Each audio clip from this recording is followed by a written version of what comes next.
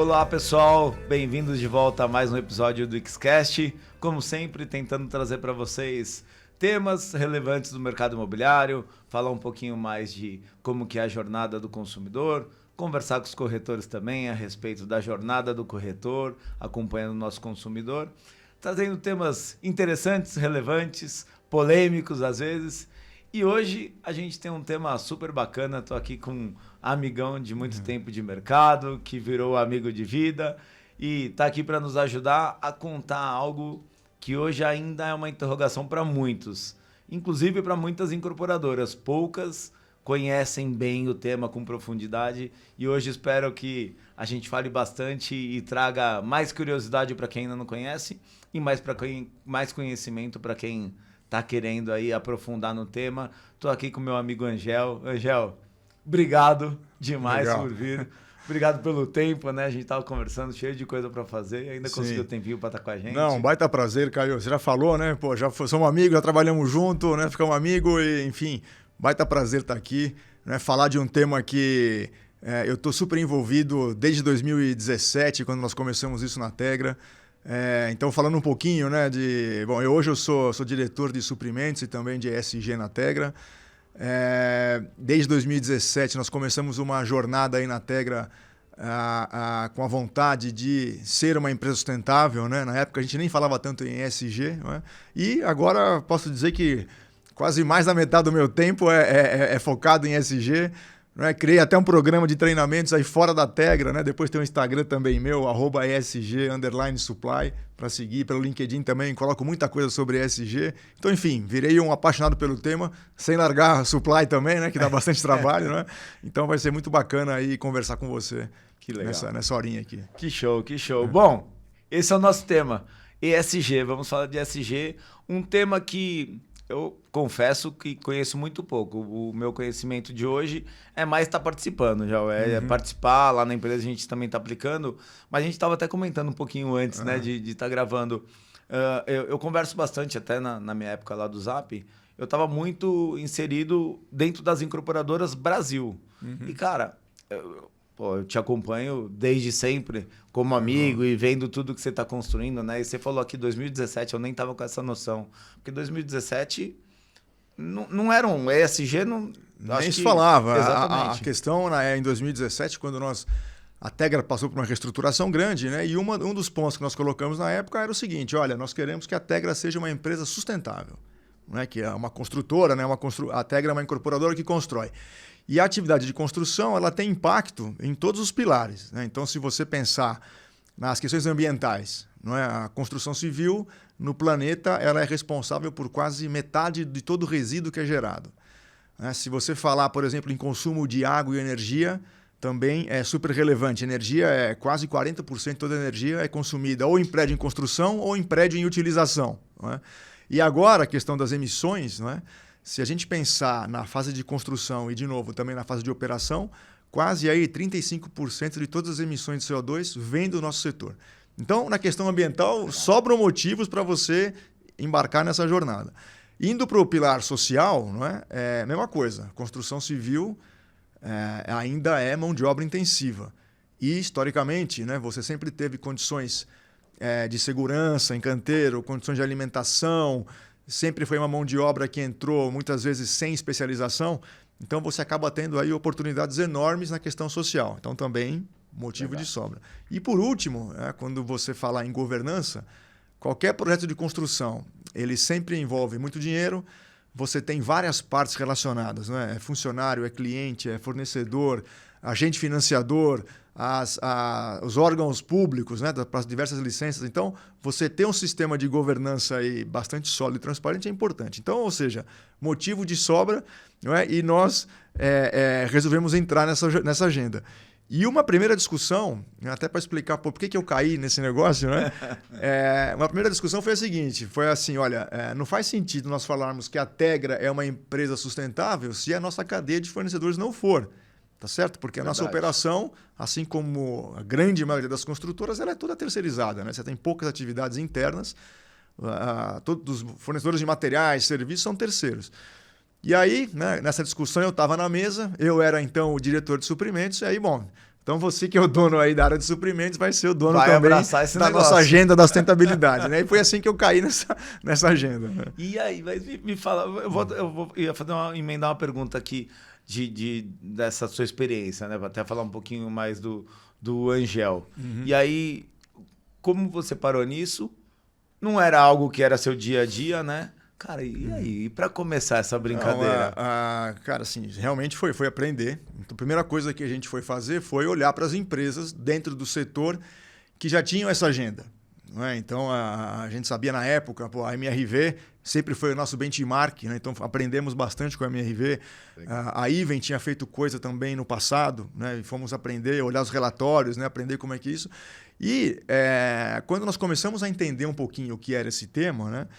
Nós percebemos também que alguns fornecedores já eram benchmark nessa jornada para nós. Então, na época, né, que são parceiros nossos até hoje, então a Arcelor, a Votorantim, a Deca, eram empresas que já estavam, a Saint-Gobain, né, que eram parceiros e já tinham essa jornada avançada nesse negócio.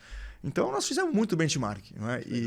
E um dos desafios da sustentabilidade, né, é o que você falou. Ninguém fala que não conhece, né? Porque, de fato, todo mundo já ouviu falar. Agora, a hora que você tenta traduzir isso para a prática, para o dia a dia, né, esse é o desafio. Né? Então, a primeira coisa que nós fizemos aí foi investir bastante em fazer a turma entender o que é o tema. Então, a gente chamava as empresas para fazerem palestras lá na Tegra. A gente tem um momento lá que a gente chama de espaço aberto. Então, a gente para a empresa inteira no Open Floor nosso lá e 1 hora alguém contando uma história sobre sustentabilidade, contando o seu case. Né? Então, começamos aí esse aculturamento. Né? Para daí, nós começamos a entender o que seriam as ações práticas para nós e, o principal, entender qual seria a nossa estratégia. Né? Que, no fundo, as empresas que querem entrar nessa jornada têm que responder uma pergunta. Você quer ser sustentável para quê? Qual a sua estratégia? Né? E aí conseguimos definir isso. Senão não vai chegar, né? Senão pode ser muita coisa. Né? Você pode ser sustentável para fazer doação, você pode ser sustentável para recuperar parques e praças, você pode ser sustentável para construir de maneira mais eficiente. Então, você tem que definir, né? Qual a sua estratégia. Né? Para saber mesmo, para focar as suas ações, né? Exatamente. Senão você não sabe onde quer chegar, não vai chegar. Não vai chegar em lugar nenhum. Não vai chegar. Exatamente. Legal. Vamos. Você falou até eu vejo muito, né? Como eu falo, te acompanho no Instagram, no seu Instagram, no @SG_Supply. Adoro. Vale acompanhar, gente, porque os meus conhecimentos estão aumentando. Então, tem bastante conteúdo. Muita lá. Coisa legal. Mas para a gente falar um pouquinho com o público que está nos ouvindo e nos assistindo, né? No YouTube, como chama? No Spotify? Eu sempre esqueço de falar, depois eu tomo bronca. Para a turma que está nos vendo e nos ouvindo, como que você define o melhor jeito para se definir de forma simples ESG? Legal. Primeira coisa é diferenciar sustentabilidade de ESG. Sustentabilidade, o termo surgiu em 87, não é? Foi uma iniciativa da ONU, tá certo? Que focado no desenvolvimento sustentável, ou seja, as empresas poderem crescer e sem que o planeta e as pessoas fossem danificados. Né? Então, aí se surgiu aquele conceito do triple bottom line, né? De você ter pessoas, planeta e economia funcionando em harmonia. ESG foi um termo que surgiu em 2004. Foi uma iniciativa do mercado financeiro que começou a olhar o sucesso das empresas não só como o sucesso financeiro, mas também o que as empresas faziam com relação ao meio ambiente, que é o E, de environment, com as pessoas, que é o S de social, e com relação à governança, que é o G. Então, esse acrônimo ESG ele surgiu em 2004, uma iniciativa do mercado financeiro de criar uma metodologia para medir esse desempenho das empresas além da questão financeira.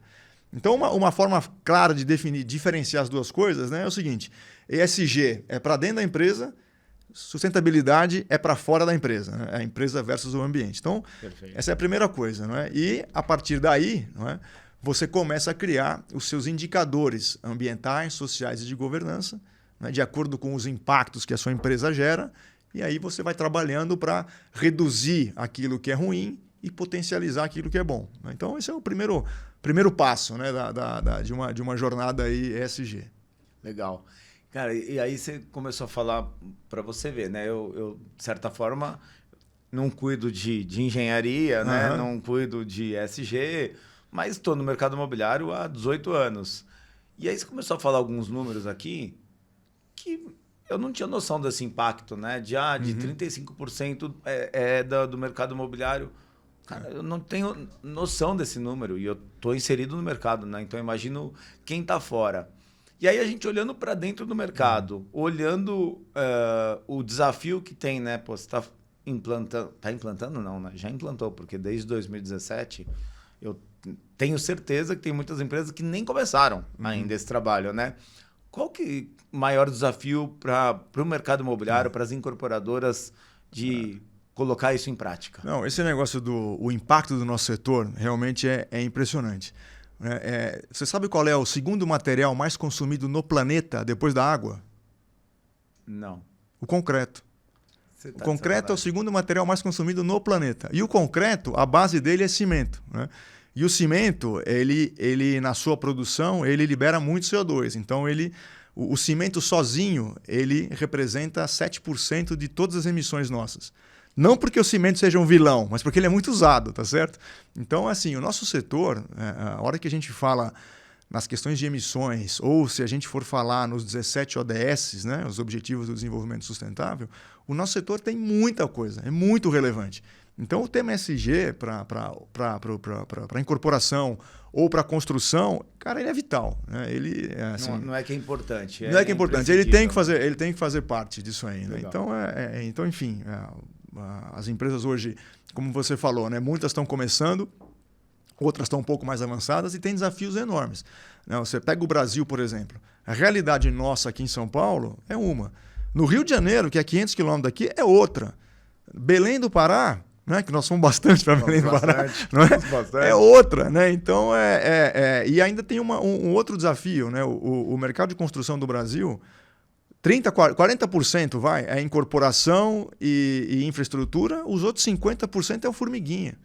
Então, você imagina você conseguir levar esses conceitos de sustentabilidade, de materiais mais eficientes para o formiguinha, né? O cara que compra lá no depósito. Né? Então, é super complicado. E você diz aquele...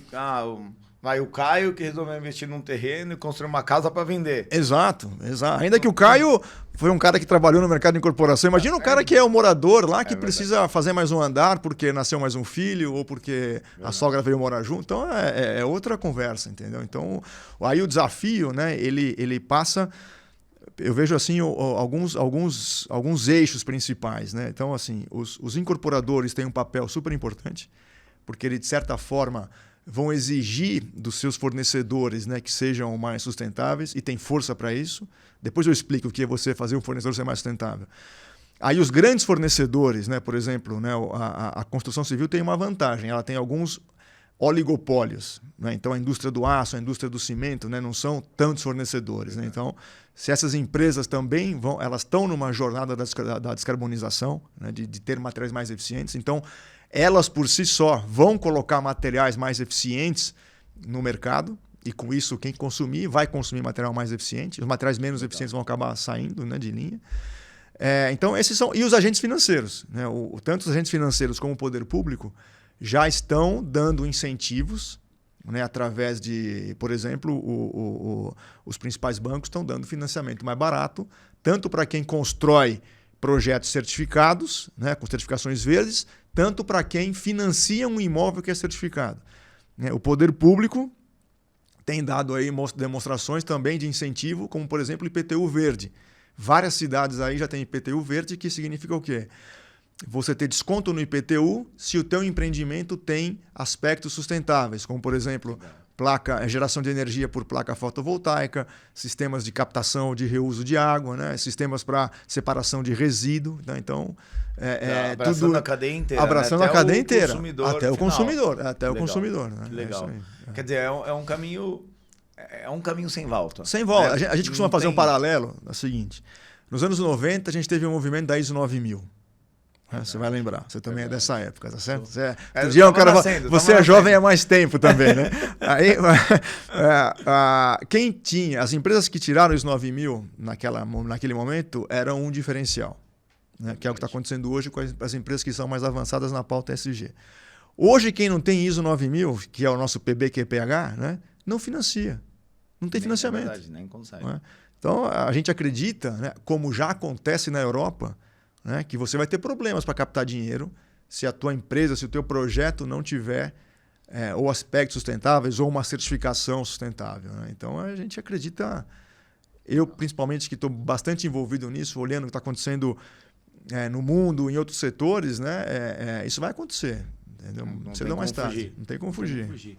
E aí, pensando, a gente falou, né? Você brincou aí de Belém, pô. Uhum. Viajamos o Brasil inteiro aqui, né? Na época da PDG, lá atrás. Viajamos bastante.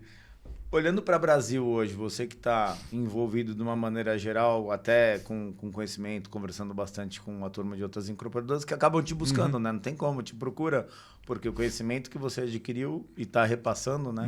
Essa é a riqueza também, né, da gente. Eu antes, só cortando, falar, o ESG, né, é um assunto que, claro que é um diferencial, mas não adianta a Tegra ser ESG sozinha que não vai a lugar nenhum.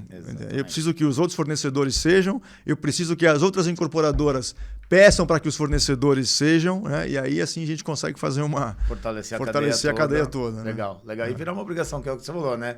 O Caio Bento, que está construindo a casinha lá, não vai conseguir exigir. Mas se só tiver fornecedor sustentável, acabou o assunto, né? Exatamente. Tá resolvido o mundo. Exatamente. Legal. Olhando para o Brasil, você vê alguma diferença? Alguém que está mais avançado em termos de regional? Alguém que está menos avançado? Ou tem mais facilidade? Você tem essa... Primeiro, assim, o Brasil tem uma vantagem monstruosa em relação ao planeta, né? Aos outros países, né? O Brasil tem uma matriz energética que é quase que 50% limpa, né? Então, assim, tudo que a gente usa para mexer qualquer coisa, carro, indústria, ligar luz, etc., o Brasil, 50% quase vem de matriz limpa, ou seja, vem de geração de energia hidráulica, eólica, biomassa, o etanol, né? Enquanto que os outros países essa média é 13%. Então, o Brasil está hoje onde alguns países... Desculpa, qual que é o percentual do Brasil? 50%. 50% é limpa 13? Contra 13% a média mundial. Espetacular. Então, o Brasil hoje está num lugar, está numa posição com relação à matriz energética, né, que alguns países da Europa têm como meta para estar em 2040, 2045. Né? Então, isso já dá uma vantagem enorme. Se você olhar a construção, por exemplo, né, se você fizer um inventário, ou seja, medir quanto que você emite de CO2 na construção, no Brasil, mais ou menos, a gente está em 300, 350 quilos de CO2 por metro quadrado construído de um prédio num sistema convencional, concreto armado. Essa média no mundo é acima de 500. Caraca. E hoje a gente não tem nenhuma tecnologia diferente, simplesmente porque a nossa matriz é mais limpa. Aí, como que os fornecedores estão avançando nessa pauta? Né? Então, aí, realmente, São Paulo acaba tendo uma vantagem muito mais pelo fato de, acho que por estar aqui, a concentração das empresas, né? Acho que o maior movimento hoje já está em São Paulo. Né? Então a gente já tem alguns exemplos, por exemplo, a Votorantim avançando bastante nisso e buscando produzir cimentos mais sustentáveis, né? Aí trocando fonte de energia das suas fábricas. Eles estão queimando até caroço de açaí para esquentar, para ligar forno, né? Ao invés do coque, né? A própria Arcelor também, que desenvolveu um aço que ele é 100% à base de sucata e a alimentação da energia desse forno é toda de fonte renovável. Então dá um aço aí que ele emite quase que 60% a menos do que um aço que é produzido de forma tradicional. Então hoje, né, essas empresas estão avançando, mas com limitações ainda. Né? Então hoje a Votorantim, por exemplo, esse concreto ele tem só em São Paulo e agora eu acho que foi desenvolvido também em Fortaleza. Né? O aço da Arcelor, ele por enquanto são 2 unidades ainda, uma linha de uma unidade de Resende e outra linha de Piracicaba. Então ainda não é uma abrangência nacional. Né? Então, pelo que eu tenho visto, né, São Paulo está um pouco mais à frente aí do que outras regiões. Né? Legal. Quer dizer, mais uma obrigação aí do Angel para levar isso para fora, né? Opa, com certeza, né? Inclusive, esse mês vou estar em Curitiba aí para falar sobre ESG. Que bacana. Para uma turma lá que... Curitiba está super avançado. Curitiba, em termos de... Curitiba e toda a região ali, né? Camboriú, Itapema, estão super avançados nessa pauta aí, ESG em projetos certificados, né? E a turma lá tá buscando conhecimento, aí tá querendo aprender mesmo, né? Não, e eu vi, estava dando os cursos, é bacana porque a turma viu uma oportunidade de adquirir conhecimento com quem está realizando, né? Eu acho que o que está dando certo desse trabalho, né? Primeiro que eu sou uma pessoa do setor, eu não sou engenheiro ambiental, por exemplo, porque a linguagem ela é diferente da nossa. Já está encaixado com o que precisa. Exatamente. Né? Então, pô, eu falo a língua nossa, não é? E estou atuando, né? Principalmente com suprimentos. A área de suprimentos tem um papel vital nessa agenda ESG das empresas. O suprimentos é que vai traduzir a meta da empresa ESG, as metas, os compromissos ESG das empresas, e vai conseguir entender como o mercado fornecedor impacta essas metas e pode ajudar nessas metas. Né? Então, eu como estou nessas duas agendas, né? Sou o cara do ESG e sou o cara de supply na Tegra, então estou vivendo isso, né? Então essa experiência tem atraído, né? A turma E agrega, bem né? prático, né? E é o que você falou, né? Vira quase que uma obrigação sua também levar isso, né? Levar esse conhecimento, porque para que o mercado funcione direito, tem que estar todo mundo agindo pelo mesmo caminho. Porque você imagina, né? É óbvio que nós vamos falar de investimento, né? E eu vou desmistificar que essa história de que ESG é caro, né? Exatamente. Mas existe um investimento de tempo, né? E às vezes algum dinheiro para isso, né? E se vamos supor que eu só pedisse para a Votorantim produzir um cimento diferente, não é? E as outras empresas não pedissem. A Votorantim vai falar assim, pô, Tegra, você é muito legal, já gostamos de você, mas pô, eu não vou produzir esse cimento. Vou vender aqui o meu cimentinho aqui para as outras empresas. Né? Ao passo que se a turma toda começar a pedir, isso cria um movimento. Não é? Porque daí vira até o contrário, né? Porque hoje você como Tegra e de supply e de SG está exigindo que seus fornecedores tenham, né, essa mesma agenda. O que significa que o outro fornecedor que não tem, você não vai mais trabalhar com ele.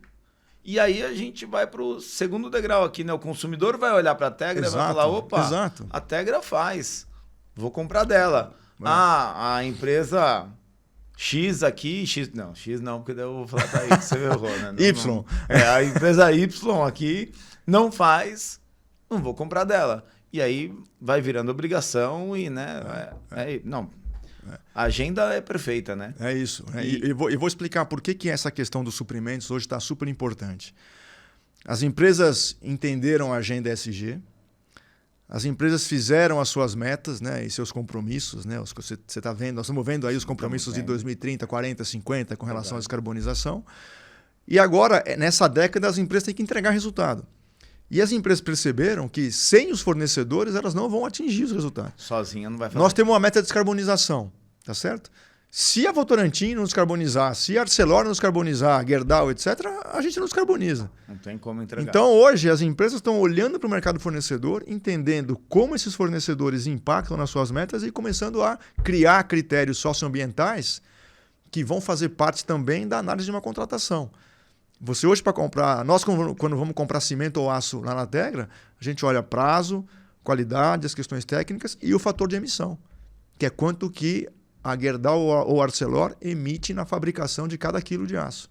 Isso para nós é importante. Legal. E vai passar a ser para os outros também. E eles têm que entregar relatórios. Exatamente. Disso. Existe toda uma metodologia para cálculo, a gente chama de análise de ciclo de vida, que são as DAPs, né? Que é desempenho ambiental de produto, que é justamente você saber quanto que aquele produto, para ser fabricado, emite de CO2. Que legal, que legal. Então, falando nisso, né? A gente estava batendo papo e eu até falei, mas como que a gente consegue refletir isso? Porque a gente está vendo aí mudança de clima, né? A gente está vendo aí queimadas absurdas, primavera, começo de primavera com 10 graus acima do que o normal. O quanto que isso influencia para o nosso futuro, então? Isso é legal, né? Porque a gente fala do tal das mudanças climáticas e os riscos climáticos, né?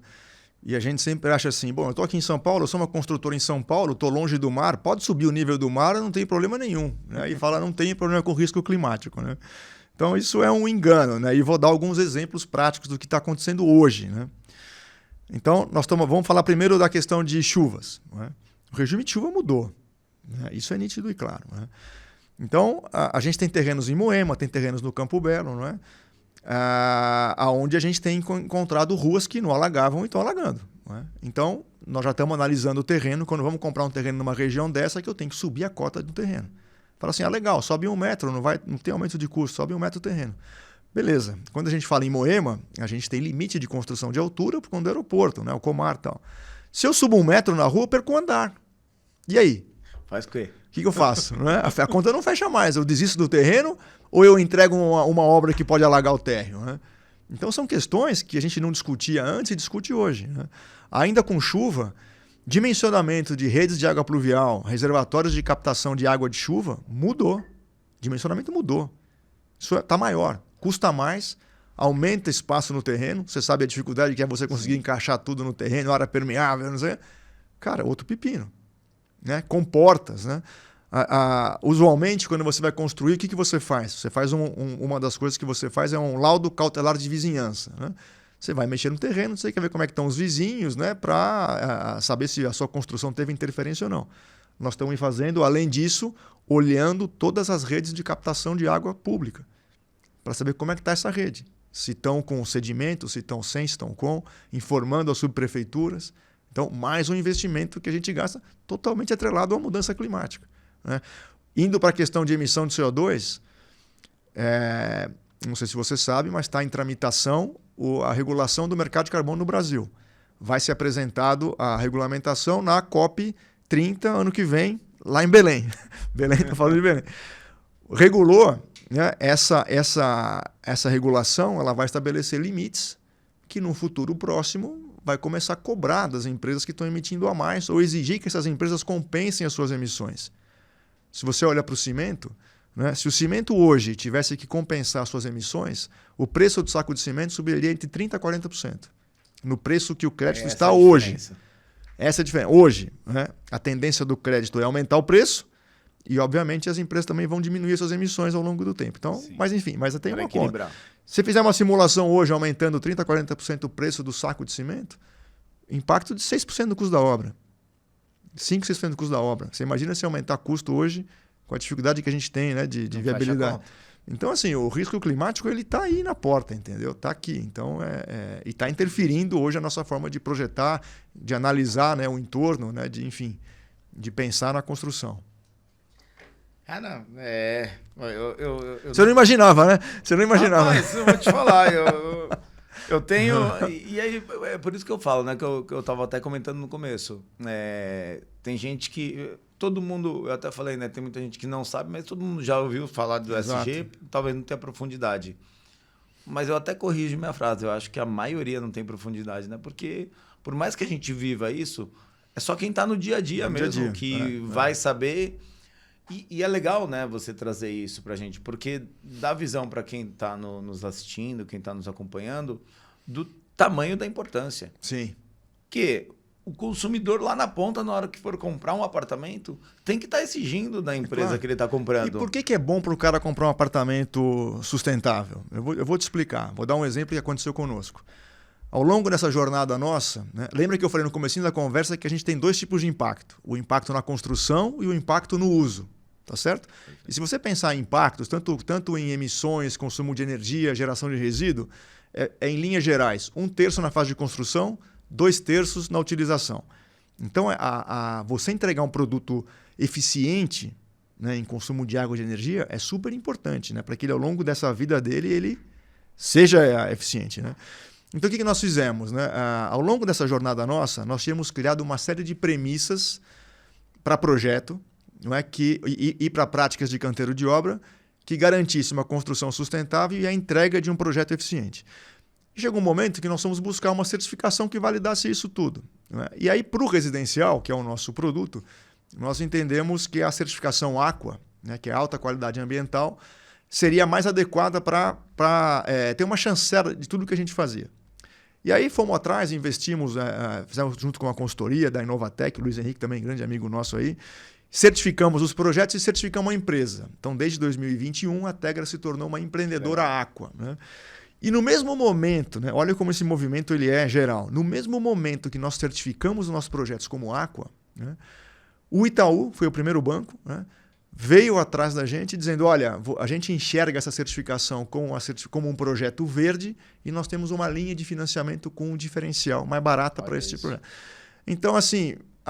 vocês investiram para ter o Aqua? Pô, investimos. Só para você ter a certificação é 50 pau, mais ou menos. Né? Mais o que a gente teve de consultoria e tal. Pô, tivemos investimento? Tivemos. A hora que veio esse diferencial do financiamento, pagou com folga. E agora hoje... vai continuar hoje pagando, né? todos os bancos fazem, tem uma linha diferente para Quem tem a um projeto certificação. certificado e outras certificações também. E agora, de novo, o Itaú começou a oferecer uma linha diferenciada para o consumidor que financia um projeto certificado.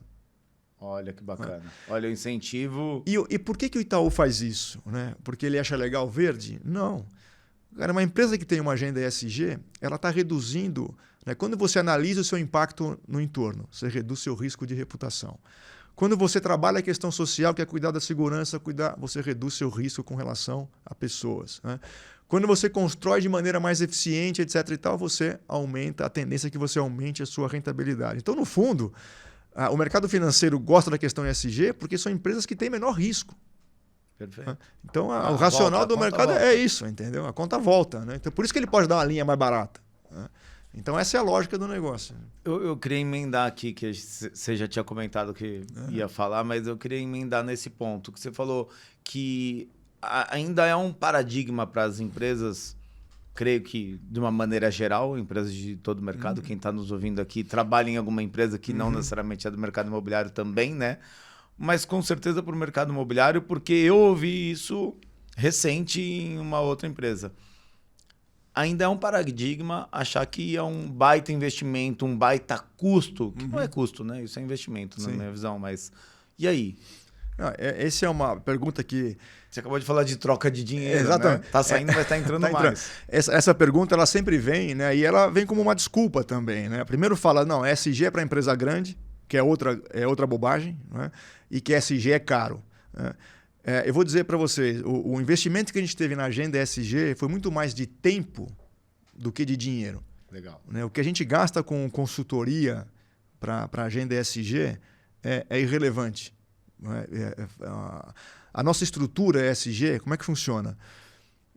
Nós somos uma empresa de perto de 800, 900 funcionários.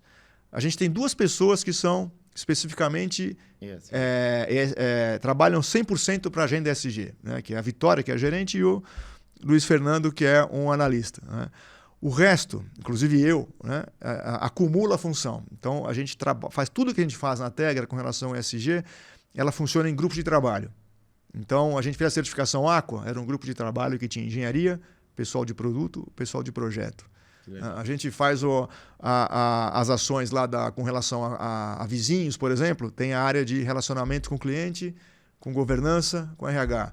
Tem as ações de voluntariado, RH toca com voluntários das outras áreas. Então, isso tem uma vantagem. Né? Primeiro que você não duplica estruturas, né? E segundo que você cria o aculturamento. Né? Esse é um dos grandes desafios para qualquer empresa que vai começar a agenda ESG. E todo mundo fala, não posso começar agora porque eu tô... Sempre vai estar corrido, né? Mas você... Desculpa a gente tem. Desculpa a gente tem, né? O Odair falava, quem quer faz, quem não quer justifica. Né? Exatamente. Então, assim, o investimento não é uma questão, né? Muito mais o fato de você... Decisão de vida, né? Que você quer fazer e as pessoas vão ter trabalho. O trabalho vai ter. Você usar um concreto diferente, né? Que é a gente usa o Spectra, né? O Spectra é esse concreto que eu falei da Votorantim, que é um concreto desenvolvido que ele emite menos CO2 do que um concreto tradicional. Né? Quase 16% a menos que um concreto. O concreto em si, ele é 10% mais caro que o concreto do mesmo traço, a mesma resistência. Você lembra ainda o que é resistência, né? Essas tempos de engenharia, né? Lembra, né? Então a gente tem lá o concreto 40 MPa, por exemplo, né? O Spectra custa quase 10% mais caro. Aí quando a gente fala isso, né, nas apresentações como um case, né, porque isso é super relevante na questão de emissões, mas vocês pagam mais caro o concreto. Eu não posso pagar mais caro o concreto. Né? Só que aí que vem. Se eu dimensiono a estrutura com esse concreto, né? E dimensionar a estrutura significa eu convencer um escritório de cálculo a entrar nessa agenda comigo, estudar, né? Um negócio que não está nos TQS da vida, que são os softwares de cálculo. Dá trabalho. Só que se eu consigo fazer isso, né, pelas características desse concreto, ele reduz o uso de aço e reduz o volume de concreto. Então, no final do dia, fica mais barato. A estrutura fica mais barata. Né? Agora, dá um puta trabalho. O pessoal da engenharia, o cara de projeto tem que chamar o consultor. Dá trabalho, entendeu? Mas fecha. Então, se você simplesmente tem a sua estrutura dimensionada como você sempre dimensionou, agora quero usar o Spectra, cara, você nunca vai usar. Entendeu? Então, isso se reflete para várias coisas. Né? A gente tem vários exemplos de logística reversa. Pô, às vezes custa você tem que levar o fornecedor lá, fazer o cara pensar. Pô, pode ter um investimento do fornecedor? Pode ter. Né? Agora, quem você acha que produz um bloco de concreto, por exemplo, mais barato, que é um dos cases nossos de logística reversa? O cara me entrega o bloco, eu tenho um combinado com ele que eu separo todo o entulho cinza, já num bag que ele me disponibiliza. A mesma viagem que leva bloco, leva esse bag de volta e esse material serve de insumo para ele na fabricação do bloco novo. Olha aí, ó. Qual é o bloco mais barato? O cara que compra 100% da matéria-prima nova ou o cara que usa parte disso como resíduo, né, e usa na volta do seu frete, né, que voltaria vazio? Não, exatamente. Entendeu? Então, essas coisas, né? De novo, o mercado financeiro não quer o ESG porque é mais caro, porque é bonito. É porque no final do dia, para ele, é mais barato. Né? No final, e na hora que você bota isso no ciclo, né? Pega a estrutura realmente a sua empresa para implantar. Para esse viés, exatamente. Vai dar resultado. Vai dar resultado. Vai dar resultado, Dá não resultado, tem como. né? Bom, O cliente, né? É importante falar isso. O cliente hoje não paga R$1 mais caro porque a Tegra é ESG. até porque não Paga. ainda não, exatamente. Só que ele vai começar a reconhecer que, opa, esse projeto, essa certificação Aqua, ela tem como premissa que o consumo de água e energia nas unidades, tanto nas unidades como na área comum, é quase 30% a menos. Olha, Energia, 25%. No final do dia, isso vai dar uma conta para ele menor de condomínio. O Vai financiamento dele, eventualmente o cara vai ter acesso a uma linha de financiamento que ele não teria se não fosse um projeto certificado. Isso E começa... a gente sabe que qualquer ponto percentual a menos aí faz uma bela diferença Exato. no bolso. Aí vem a prefeitura e fala para o cara, pô, o seu projeto tem A, B, C de sustentabilidade, Seu IPTU você tem vai ser desconto menor. no IPTU. Aí o cara começa a ver, opa, Começa tem a ganhar vantagem valor nesse isso. troço aí, Exatamente. entendeu? Exatamente. Aí, fora a consciência que a gente já deveria ter. Fora, exatamente, né? Fora tudo que a gente já falou. Tem né? uma Exatamente. vantagem financeira Exato, também, né? exatamente, Importante. exatamente. E vem cá, nessa sua agenda, né, nessas andanças aí pelo Brasil, trazendo e ensinando a turma mais sobre SG. Governança, falar sobre governança, que também é algo crucial, né, nesse dia a dia. O que mais você ressaltaria aqui para quem está nos ouvindo? Governança, eu acho que se a gente for falar dos 3 pilares, né? Se a gente olhar inicialmente as empresas de capital aberto ou as empresas que são um pouco mais estruturadas, né? Governança é o tema que mais avançou, tá certo? Então, se a gente olhar as empresas de capital aberto, por exemplo, né, que hoje são praticamente todas de novo mercado, você é obrigado a ter um sistema de governança, então já tem, né? E pelo que eu tenho visto, né, governança é aquela que ela é mais fácil de começar, né, porque é uma ação interna. Sim. Então você vai criar os seus processos, as suas políticas, né, a sua governança, inclusive para o programa ESG, tá certo? Então a governança é o mais fácil de avançar e é o que eu tenho visto que mais avança e as práticas são as mesmas, são parecidas, né? Então é você ter política, ter os canais de denúncia, por exemplo, ter os diversos comitês, não é? Então isso, eu acho que isso para as companhias de capital aberto está resolvido, né? Das 3 letrinhas. O G e para as empresas que normalmente estão começando na agenda, né? Uma das mais fáceis aí, as primeiras que ela é resolvida, né? Porque essa não tem novidade, não tem tecnologia, essa é mudança de cabeça só, né? De organização de empresa, né? Legal. E, bom, aproveitando, né? Falando do ESG, então o G da governança para as empresas de capital aberto, mais simples, mas para implantar no Brasil hoje, qual que você acha que é a maior dificuldade? E aí pensando geral, talvez nem só para o mercado imobiliário. Tá. A primeira coisa, né, a gente falou rapidinho no começo, é você definir a sua política e a sua estratégia ESG. Né? Você vai querer ser para quê? Né? Então, dando um exemplo nosso, nós definimos 4 compromissos que a gente chama de o nosso compromisso para 2030. Né? A gente acha que não está pronto para assumir para 2050, fizemos um intermediário para 2030. Legal. Então, nós queremos, com relação à parte ambiental, reduzir as emissões, né, tanto de escopo 1 e 2 como escopo 3. Quem não sabe escopo 1, 2 e 3, depois olha no meu Instagram lá, tá? Vale a pena, vale a pena. Senão tem que ter mais meia hora para explicar. E nós queremos investir também na economia circular, né, aumentando o uso de fontes renováveis e no uso dos materiais, né, e reduzindo o resíduo. Então, esses 2 compromissos... 2030. Para 2030. Que a gente já está fazendo um monte de coisa. Estamos falando de 6 anos, né? Não é? Como nós lançamos esses compromissos em 2022. Legal. Então, quando a gente fala... E a gente tem número para isso. Então, a gente considera a década, de 2020 a 30, que nós temos que entregar. Então, são esses 2 compromissos ambientais.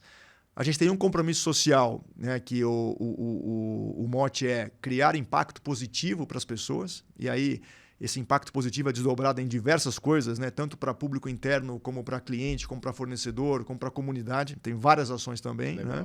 E tem número. Né? O nosso objetivo é impactar 2,5 milhões de pessoas nesses 10 anos. E, por último, um compromisso com relação à governança, que é ter negócios transparentes e também tem toda uma agenda de governança.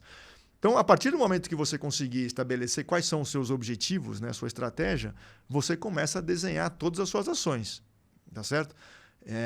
E aí, isso não tem uma regra, né? Nós usamos, né, inicialmente a plataforma do Instituto Ethos, né, que é o que eu indico para quem está começando essa jornada ou quer começar essa jornada. O que é essa plataforma? Ela não é uma ONG, mas é quase uma ONG, né, que você se associa e você tem direito a um grande questionário que passa por 4 dimensões, né? Estratégia, meio ambiente, pessoas e governança. E você vai responder várias questões, são mais de 50 indicadores.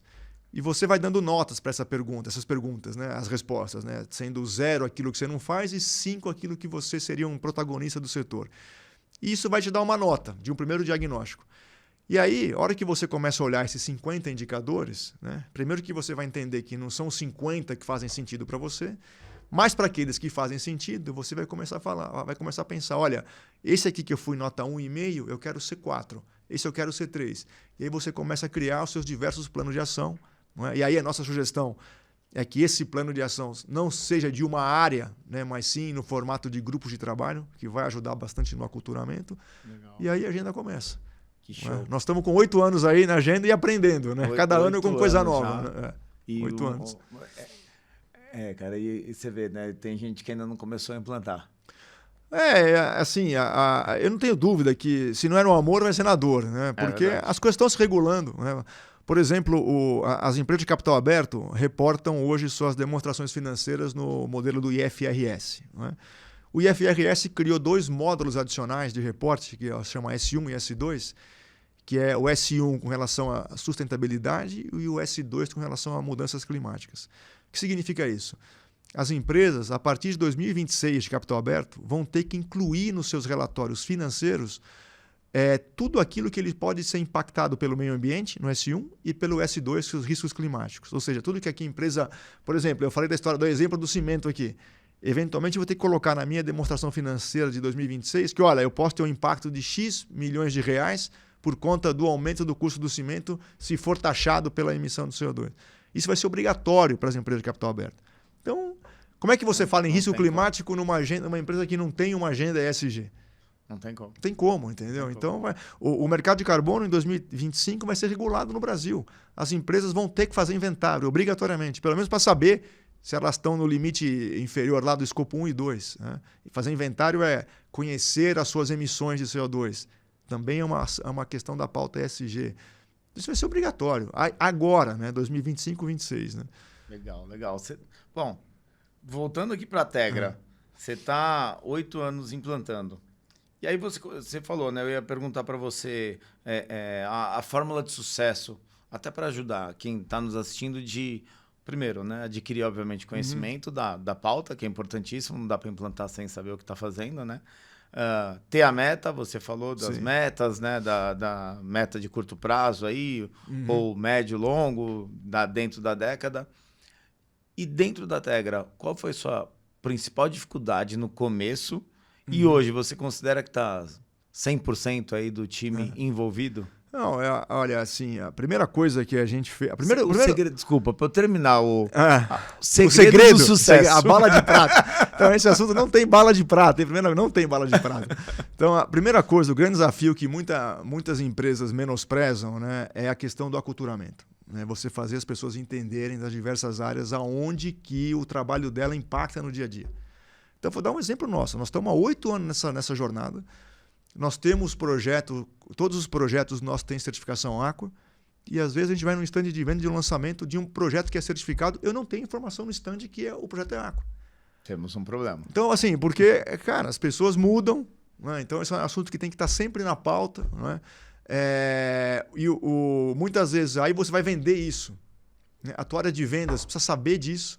O que significa isso, o que significa, o que agrega. Muitas vezes você, quando vende um empreendimento, você sabe, você tem a sua house e você tem os parceiros, você precisa fazer os parceiros saberem. Né? E quando você entrega um empreendimento certificado, você tem que fazer o usuário saber que aquele empreendimento é certificado. Né? Senão o cara começa a mudar e perde a eficiência toda. Então a questão do aculturamento ela é eterna, ela não para. Não é? Esse formato nosso de não ter uma área, eu acho que foi das questões que deu sucesso para essa jornada nossa. Que legal. E outra coisa que é importante é você ter os seus indicadores. Aquela máxima de que quem não mede e não controla é verdadeira. Então, a gente mede tudo. Né? Consumo de água, de energia, avançamos na questão de CO2, horas de treinamento, acidentes, né? Todo o programa Nossa Segurança, visitas no stand, os treinamentos internos, tudo é medido. A gente tem nas obras os painéisinhos socioambientais lá nos canteiros. Eu ia comentar, você estava falando, eu isso adoro quando eu passo uma obra de tudo vocês, isso é fruto muito disso, legal. Entendeu? Muito legal. E é uma ação também de transparência, né? E aí, a hora que você mede, você começa a entender. Fala, olha, eu na fase de fundação é só para consumir mais água por metro quadrado do que a outra. Por quê? Vamos criar meta. Esse método de fundação é pior que o outro com relação à água. Então você começa a entender, né, como as coisas acontecem e sempre buscando você construir de uma maneira mais sustentável, né, mais eficiente. Você estava falando aí, eu estava até vendo aqui vendo e pensando, na verdade, que eu fui ler a pergunta para você, mas comecei a pensar junto aqui. Na dificuldade da implantação, de iniciar o processo, acabou que surgiu uma oportunidade legal aí, né? E aí eu queria que você contasse um pouquinho mais de como você está... E aí, de novo, eu que não sou dono dessa área, não sou um coadjuvante né, na área, mas estou adorando acompanho todos os seus posts, as palestras que você dá, os cursos... Conta um pouco mais, como que surgiu isso e... Porque vamos sair aqui do Angel da Tegra e pro Angel aqui... O Angel SG. O Angel SG, exatamente. Não, isso foi, né, de novo, né, por a gente estar nessa pauta, né, a conversa surgiu no Secov, né, então participo também, a gente participou de todas as iniciativas aí junto à Brainc, Sinduscon, Secov, né, com relação ao ESG, né, tudo nós estamos participando, né. E o Secov tem uma universidade, né, para o mercado imobiliário. Né? E dentro dessa universidade tem uma matéria que é sustentabilidade. Né? E aí o Hamilton, que era então coordenador do curso, né, e dava essa aula, né, me pediu, falou, Angel, você está nesse tema, você está muito mais atualizado do que eu, você não quer dar essa aula? Né? É uma aula de 3h30. Está aqui o material que eu uso, dá uma atualizada nele, né, e dá essa aula. E assim foi. Ele falou comigo o ano passado e eu dei a primeira aula em março desse ano lá. Né? Que legal. E eu acabei preparando um material bem bacana, ficou bem legal o material, não é? E o pessoal gostou, né, que assistiu a aula. E deu a ideia de falar assim, olha, eu acho que isso aqui dá para vender, né? Dá para as pessoas vão se interessar por isso aqui, né? E aí lancei no meu LinkedIn lá, sem muita pretensão, né, de querer fazer esse treinamento para quem quisesse e deu certo. Né? Fizemos a primeira turma em maio, hoje estamos aqui, esse mês aqui a gente fecha a 10ª turma. Né? Olha que legal. E está saindo de São Paulo, foi Rio de Janeiro, agora vamos fazer em Campinas. Tem uma conversa também com o Sinduscon lá de Fortaleza, né, que a turma quer fazer, do Espírito Santo também. Curitiba, que você comentou. Curitiba também. Nós vamos agora sábado que vem, né? Não esse sábado próximo. Então tá indo super certo, tá dando super bem, porque é um tema que interessa, entendeu? E aí acho que a grande vantagem, né, de estar conversando com alguém que está fazendo esse negócio. Né? Então, esse material que eu apresento, ele é super atualizado, né? Algumas coisas que estão acontecendo não só na Tegra, mas fora também. Não é? Legal. E acaba sendo aí, eu falo que é um banho de loja aí, para quem quer começar no tema. E aí, vou emendar a pergunta que você falou, para quem quer começar quem que é o público que você acha que vale tá com você lá? Olha, como essa divulgação toda começou pelo LinkedIn, né? O meu LinkedIn tem muita gente do setor, né? Então acaba sendo o público aí, 80% é do setor de construção e incorporação. Mas tem um outro público também que me segue, que é de supply. Então, já tive pessoas aí bastante de suprimentos de outros segmentos.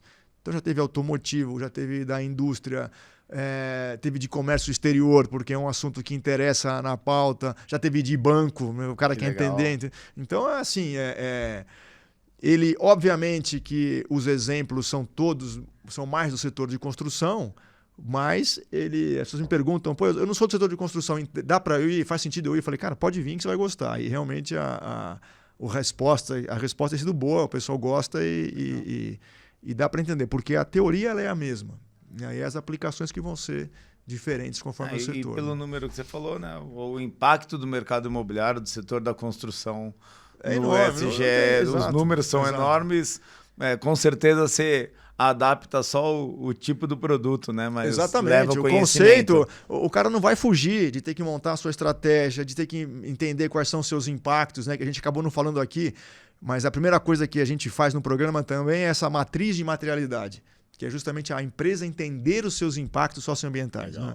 Aí, a partir daí, ela faz sua estratégia, tem toda uma metodologia para fazer essa matriz. Então, eu ensino esses conceitos lá, não é?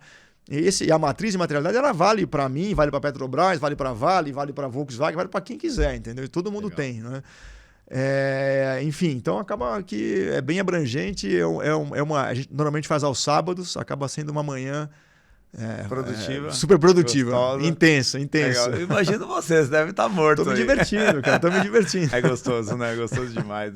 E é legal quando a gente passa conhecimento de algo que a gente gosta, que a gente... Sim. Porque fica mais prazeroso, né? O dia a dia. E hoje não dá para você separar. Hoje um cara de suprimentos, de qualquer setor, que não tenha a questão ESG na pauta, está ultrapassado.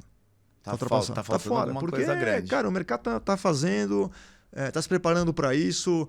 Quem sair na frente vai beber essa água limpa, vai ter... Né, a gente estando na frente, nós usamos primeiro o X-Carb lá, que é o da aço da Arcelor. Pô, foi pioneiro, então a Arcelor tinha essa vontade de funcionar também, então tudo conspira para dar certo, né? Todo mundo quer que dê certo, né? Então isso acaba sendo muito bom para as empresas e para quem está à frente desses projetos. Né? Legal. Cara, que papo delicioso. Muito bom, foi ótimo. Acho que a gente vai precisar esticar outros papos desse, viu? Vamos embora. Legal, obrigado de novo pelo tempo, mas para terminar, divulga, por favor, porque tenho certeza que vai ter um monte de gente que vai querer te procurar. Então, meu LinkedIn é Angel Ibanez, tá fácil de me achar lá. Falo bastante sobre ESG, coloco as coisas da Tegra também, que a gente está fazendo muita coisa bacana. E tem o meu Instagram, que é o @ESG_supply. Que tem toda a agenda dos treinamentos, inclusive vamos ter em São Paulo agora dia 15, nós vamos fazer à noite, pelo pessoal que não pode fazer de final de semana, e nós vamos ter um primeiro, criei um módulo aqui que é para o pessoal de supply. O cara de supply quer entender como envolver a sua cadeia de fornecedores, como criar esses critérios ambientais. Esse vai ser dia 23 de outubro, formato online, mais fácil ainda, 2 horas aí de bastante conversa aí com a turma de supply. E aí eu vou até te fazer uma pergunta aqui. Se eu quiser fechar uma turma para fazer dentro da empresa, você está fazendo também ou é só turmas abertas? Não, estamos fazendo também. Obviamente, aí eu não faço em incorporadoras, que atuam, não vou dizer concorrentes, sim. mas tem acontecido, bastante. Há empresas, às vezes construtoras, que não são concorrentes nossas e esse modelo sim funciona assim e tá rolando. Bom, procurem o Angel aí no LinkedIn, depois a gente vai colocar também escrito nas nossas redes, vamos postar no LinkedIn, no Instagram, @SG_supply. SUPPLY. Eu sou suspeito porque, além de amigo... Seguidor. Sou seguidor e admiro demais, então acompanho o dia a dia, até por isso que a gente está aqui, é muito bacana. Tá convidado, quando quiser ir nas imersões aí, é só me falar, tá convidado. Opa, irei. Então, vocês viram, hein? Estão de prova, vou mesmo. Cara, obrigado demais de novo. Foi ótimo, show de bola. Bom. Passou 1 hora aqui, nem percebi. 1 hora voando. Show. Obrigado, Valeu, gente. Caio. Valeu, pessoal. Até a próxima. Então, lembrando, mais um Xcast espetacular. Espero que vocês tenham gostado. Mandem comentários, perguntas, ideias de temas novos. Gostaram do SG? Ficou mais dúvida? A gente chama ele aqui de novo de graça, né? Tem que ser de graça, claro. Já viu.